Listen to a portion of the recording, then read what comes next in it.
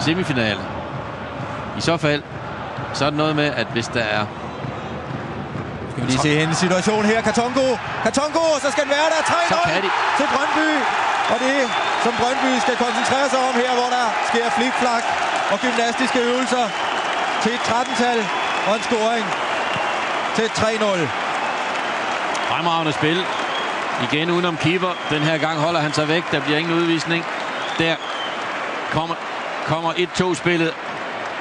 Dårlig bakspil, kan man sige, men rigtig godt udført af Katongo her. Når første berøringen udenom keeper, der holder armene væk for ikke at blive vist ud.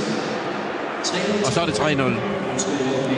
Og så er den her opvisning her. Den kan vi også godt tåle at se igen. Altså.